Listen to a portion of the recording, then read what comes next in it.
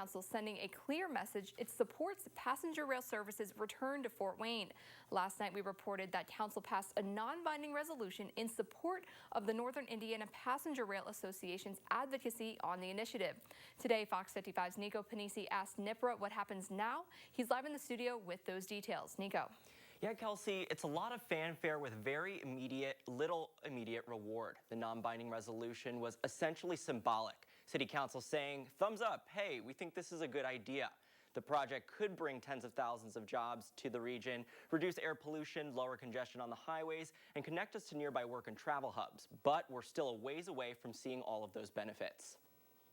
Vanessa Givens sees all walks of life ride her bus every day. Going to work, people shopping, people going to the doctor, everything. One of those people is Richard Coleman, who relies on CityLink every day to get to his job at Little Caesars. Efficient sometimes, it can sometimes be late. Coleman says affordable, accessible, and efficient public transportation is vital to Fort Wayne. Seeing your families, that's in different states.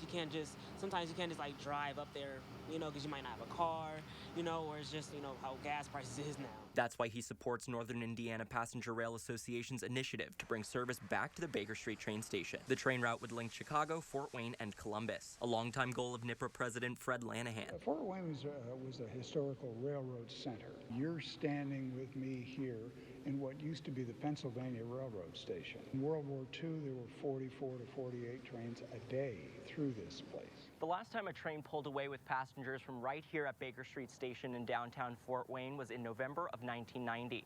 But from the late 1800s to mid-1900s, Lanahan says that this spot was bustling with travelers from far and wide. So what would it take to return it to its former glory? NIPRA estimates the 150 miles of infrastructure improvements would cost between $750 million and $800 million. Last night, Fort Wayne City Council passed a non-binding resolution 7-0 that requests the following. Indiana Department of Transportation work with the U.S. Department of Transportation to apply for a portion of the roughly $36 billion available through the Infrastructure and Jobs Act of 2021. 80% would be federal funding, 20% would be local and state funding. And now they wait. Copies of the resolution, which is deeply appreciated from the City Council of Fort Wayne, will be sent to the other cities along the line between here and Chicago.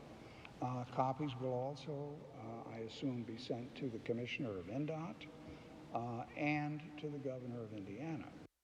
And you're probably curious about how much it would even cost to ride a train from Fort Wayne to Chicago. Lanahan says a feasibility study estimates that a ticket would cost around $35 one way. Reporting live in studio, I'm Nico Panisi, Fox 55 News.